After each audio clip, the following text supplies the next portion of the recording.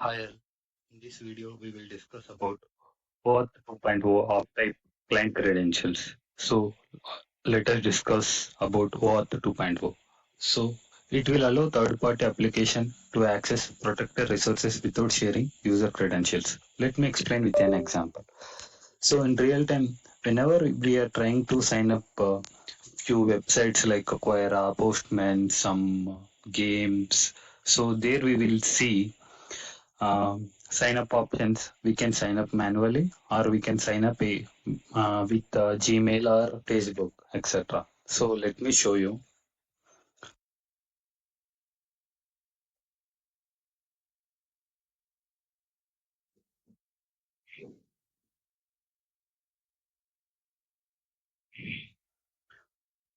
Okay, I have opened Postman website.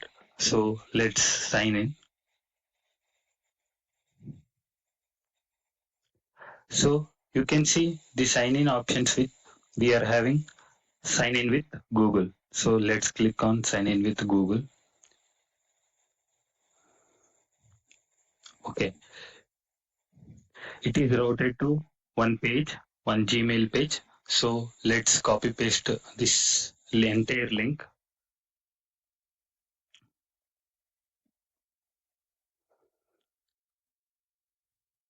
Okay, let's debug the link. Okay, so here we can have client ID, we will have scope, we have response type, we have redirected URL, all those things are there. So client ID is a unique ID which will be provided by Gmail. So there are a lot of websites which will be registered to Gmail as a sign-in page. So for each website, the Gmail will provide a unique ID. That unique ID is a client ID. So this client ID won't be changed for Postman. So even though I'm going to hit the Postman to sign in Gmail, for others also the same ID will be there. To explain scope, I will use PUBG example. Whenever we sign up PUBG with Facebook, so PUBG will access our Facebook profile pic, profile name, and also gender. So even though we are having lot of details like our date of birth, our personal details like our education details, our ports, but it will be the PUBG will be accessed to limited data only. So the scope of this one will be profile pic, so profile name and DOP. Here in this example, the scope is profile and email. So Postman can able to access only profile and email in this scenario from Gmail. Okay. So coming to redirect URI. So if you see here, we are having get Postman. So that means now we are in Gmail page now. So after clicking on any of the account, it will again should route to Postman, right? So that's why the redirect URI will help. So it again got routed to Postman. So what's the exact benefit of using auth 2.0? So for example, the user is signing up with website like Postman, Quora, and PUBG, where we will use our Facebook and Gmail credentials to log in. So, does Postman or PUBG able to capture our Gmail or Facebook credentials? The answer is no. It doesn't store our credentials. That's the main usage of OAuth 2.0. So, so it doesn't store any of our data, and also by using this, we can only get access to limited data. Example, if we are signing up with Facebook, even though Facebook have all these details like date of birth, profile pic, gender, personal details like education details, all those things, posts, but these websites will have limited access to access all those things. Based on scope only, they can able to access. That's the main benefit. Now let's check the statement again. So if you see the statement again, it will allow third-party application to access protected resources without sharing user credentials. So the main use of OAuth 2.0 is without sharing any credentials, we can able to access the resource. So coming to types of, there are four types of grant types in OAuth 2.0, that is authorization code. The example which I provided just now related to this postman is related to authorization code only. So this one is covered. In this video, I'm going to cover about client credentials from end to end. So coming to implicit, so Pega won't support this implicit. So I'm not going to explain about implicit as of now. We will use this grant type only when high degree of trust established between the client and resource. That means two applications should have high degree of trust. So, and also this flow, this ROPC, that means resource owner password credentials flow, is considered very less secure. The client credential flow is a server to server flow where no user is involved in the process. That means we will just authenticate the external server whether we are giving the service to correct server or not. So we are having a service REST. This is the service REST endpoint URL where we need to give the customer number. So we will get the response as the name. So as a service provider, we will expect the endpoint URL should be used by the authorized persons only. So A, so let's say A is the authorized person. He is having access to authorize the service. Okay. So whenever the A sends a request with 1234 number, we will send a request. We will send a responses as the name as Malli Gorakati. Now B and C doesn't have any access. But even though doesn't have any access to authorize the endpoint URL, somehow the endpoint URL got exposed to B and C persons. So they also started to trigger the endpoint URL. So the whatever the service A is getting will also be getting by B and C without authorization. So for this one, we are going with client credentials. By having the client credentials, only the authorized people can able to access the endpoint URL. So by using client credentials, so A is the authorized person, so only he can able to use the Pega service. Okay, now I will explain the flow of client credentials. In client credentials, we will have two API calls, one for authorization server, one for resource server. So let me explain with detail. So whenever a endpoint URL is secured with client credentials, so the Pega will provide a client ID and client secret to the authorized persons. For example, let me show. So the client ID and the client secret will be provided by Pega to the external team who is going to access the endpoint URL. So based on this client ID and client secret only, we will verify whether the person is authorized or not. So only the authorized persons will have this client ID and client credentials. Now if you see the flow, so whenever EA is going to access the endpoint URL, first he will send a request to Pega. So in Pega, don't think authorization server is something else. It is also from Pega only. So whenever the external team will hit the link, before hitting the link, they need to verify, right? So they will send a request with client ID and client secret, which we have provided. Okay.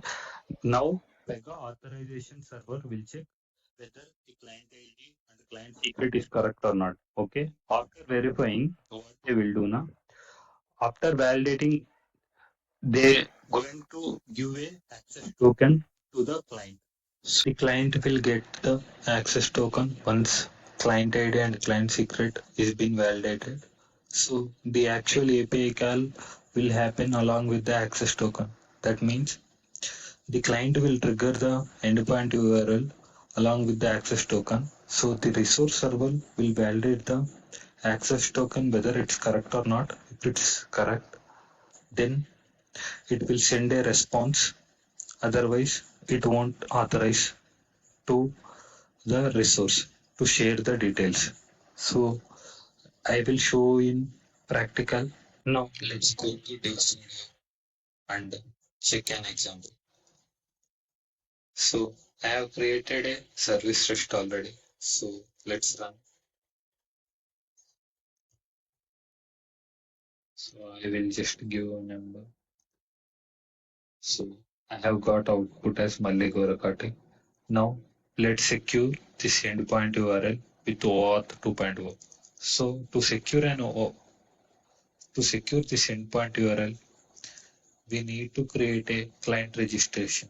Okay. Now go to security tab, auth 2.0 client registration. Now create a new.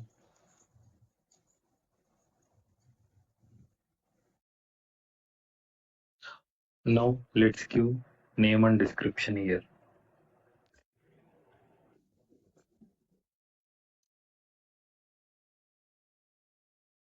Now create and open.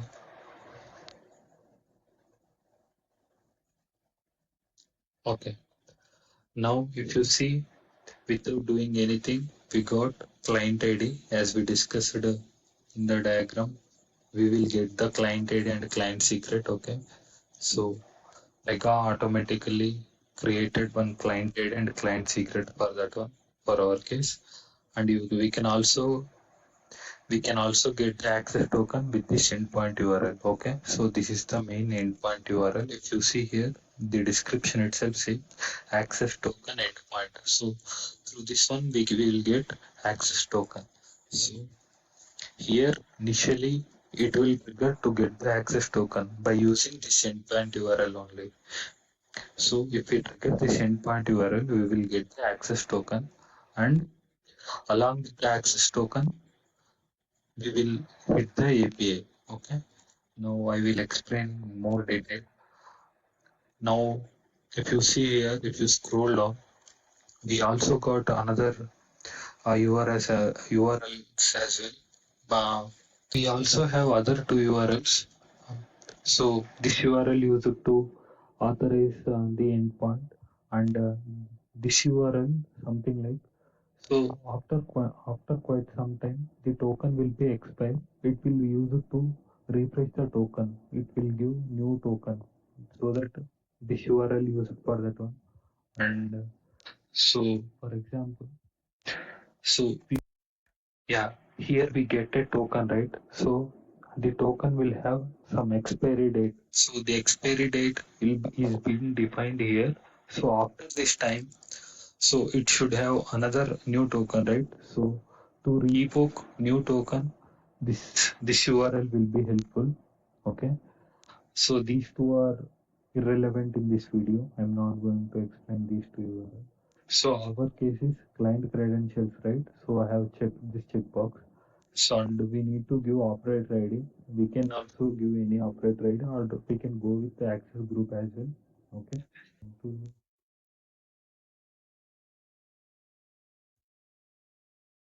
Okay, I have given a operator ID now, and let's say, okay, if you see here, client credentials have not been viewed and won't be available after download. Okay, what does it mean? Means so we still don't some client secret. We have client ID and we have endpoint URL, but we didn't see the client secret, right? So that's what. Even though if you're trying to save, it will show like that. So we need to click view and download here. Okay, view and download here. Now if you see here, it got encrypted here. Now, but now here we can able to see and click on download credentials. Okay, now it got downloaded. Now, so if you see here, with the name which we have created, a file has been created. Okay, so here we got client secret. Mm, Here, if you see, it did encrypted. Okay, so this is quite helpful. If you miss to download, then again you need to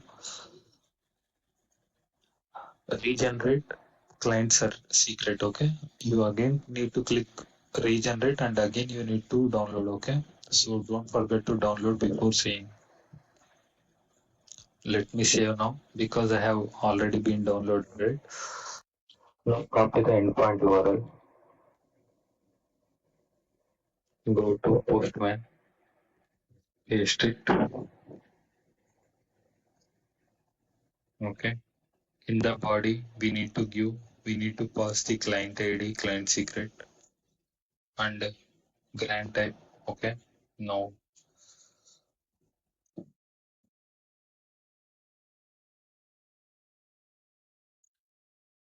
now we will get the access token through the first API call. So to do the copy paste the access token endpoint URL to the postman. So I have already did that. So where we need to pass the client ID, client secret, and grant type. The client ID, the client secret, and grant type is client credentials. So we will get this client ID and client secret, the file which we downloaded here. If you see here, this is what. So both client ID and client secret I have copy pasted here. So now let's trigger and we will get the access token. So if you see here, first API call is done. Okay. Now we need to send the access token along with the endpoint URL, actual endpoint URL. Okay. This access token. I forgot to mention one thing here in the service REST. We are having service package. So this is where we need to keep request authentication and OAuth 2.0 of type OAuth 2.0. Okay. So always make sure keep this one. Okay. Now copy the entire access token which we got now. See.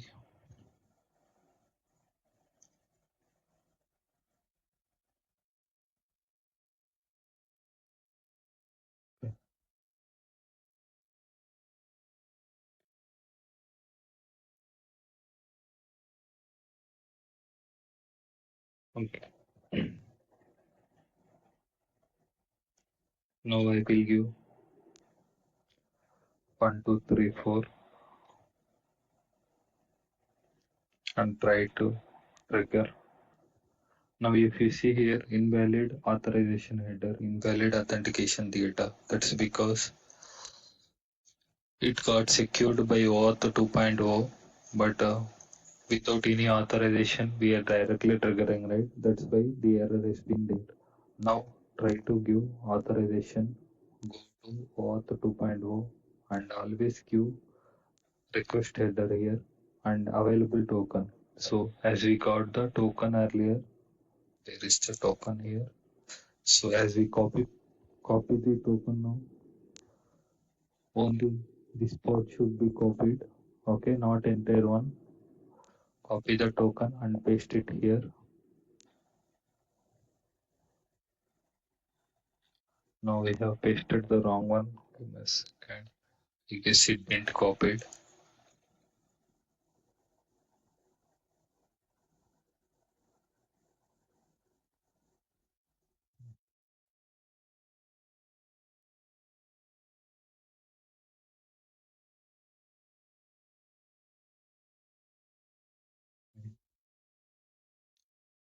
Now try to send now.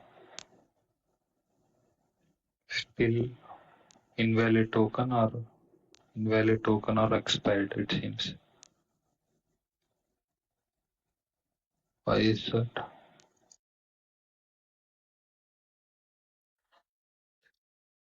We got this error because the token which we are using here in the authorization is got expired. That's because in the Dev Studio we have given the expiry date of the token is 1 hour.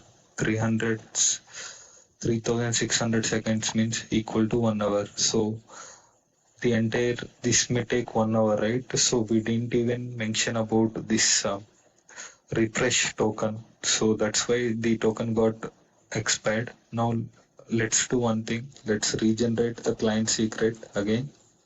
So click on regenerate, and again we got view and download and copy. So whenever we regenerate client secret, you see here it will only regenerate the client secret only, not the client ID. Okay. So take the client secret, copy, paste, download credentials, even though it's not needed, but for safety purpose, make a download and save it. Don't forget to save it. So there is an active block for deleting. This client will reopen. Okay. Now we should do one thing. Then go here, go to Postman, go to header, sorry, body, give the new client secret. Okay, now do we send now? Okay, now we got a new token, I guess. Let's copy this one. Go to the actual endpoint URL.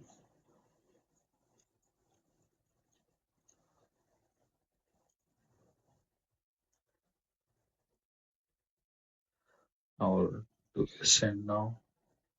See, now we got the output. That's purely because the access token is got expired. Now we can also do one more thing here. We can remove the access token now here from here. Now we don't have any access token. Now scroll down.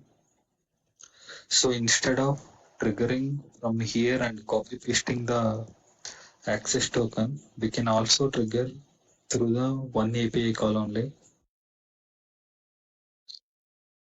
Now give any random name, give something like sample token.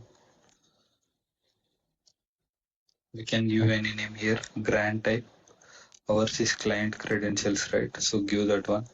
So if you see here, it's similarly something like that. This only grant type is client credentials, and we need to give access token URL, which is here we have triggered this one, the same one. So here the access token URL is nothing but here this one. Okay, client ID and client secret. So client ID, take this one.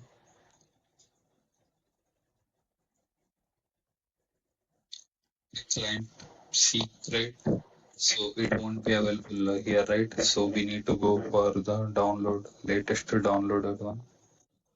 Now download. That's why downloaded file will be helpful. Yeah, this is the latest one. Copy and paste it here. Hmm. We don't have any scope, and always remember send as a basic authorization header. Okay, make sure keep that one and get a new access token. This is the first API call which is shown in the pic. Okay, through here first API call will be done and we will get the access token. Let's see how it's going to get. So now the authentication has been completed.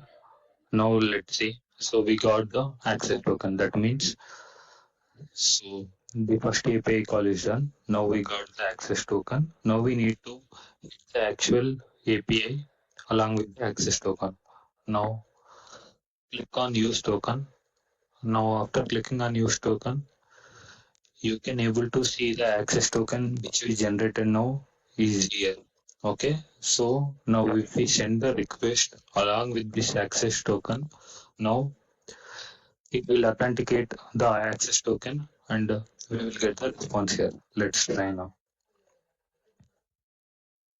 So if you see the access token which we sent is authenticated and we got the response. Now let's remove one of the character and give something and try to send now.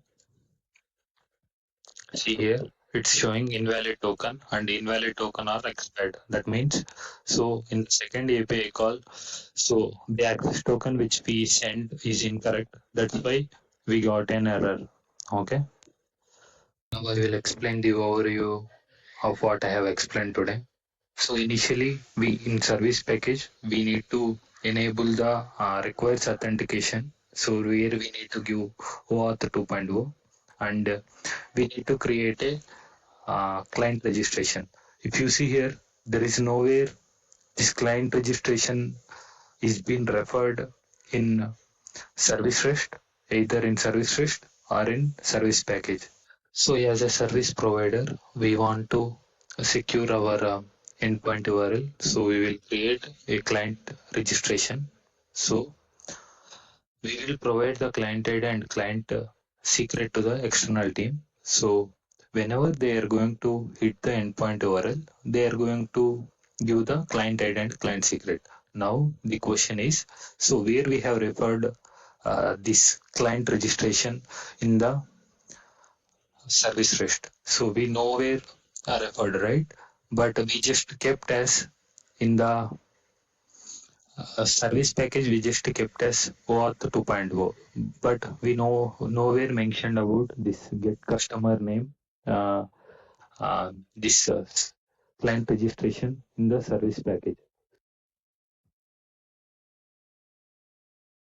Whenever the external team will make a first API call to get the access token with the client ID and client secret.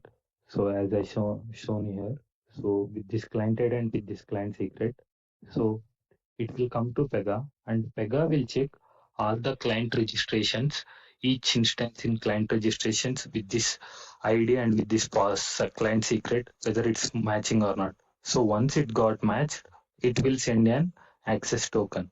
So that part will be done.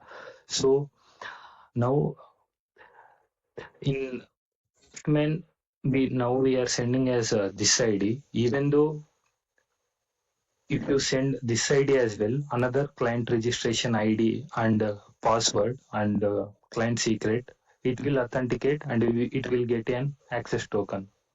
Okay, I will show you with an example. Now, initially I have given this client ID 400. So if you see here, this client ID, now I am going to give another client ID. So which is this one. This is also I have only created. Now let's regenerate the client ID once again and regenerate view and download. So I just copy this one and download credentials. Oh, click save. If you see here, all the access tokens of each client credentials is same. Okay, only the difference is client ID and client secret. So to get the access token, the endpoint URL is same, but this client ID and client secret is different. Okay, now I will give this client ID. First, I will give client secret. Okay, now I will give client ID.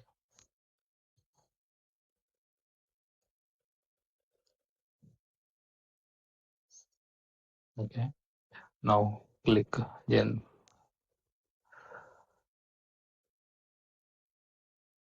Yeah, authentication is complete. So if you see, even though we have given the different client registration also, it got authenticated and we got access token and we can use and we can get the data again. Okay, that means Pega, this client registration is nowhere referred in service rest and service package. It will just verify, Pega will verify whether we are getting the correct client ID and correct secret or not. Okay. After that, it will give the access token. Anyway, obviously, the external team won't have two client IDs and two client secrets, right? Anyway, as a Pega, we will only provide one client ID and one client secret so that they will verify. I just shown you as an example, even though it's not referred somewhere, but it will take a whole, it will check the whole client registration instances of that client ID and the client secret is correct or not. Now, for example, if you want to uh, use any other service rest in this service package, definitely all those service rest or some other services should be OAuth 2.0 only. So it will applicable for all of those. So make sure the service package should be used only for OAuth 2.0 services. Okay. In the next video, I will going to explain how we are going to use client credentials in Connect REST. Thank you.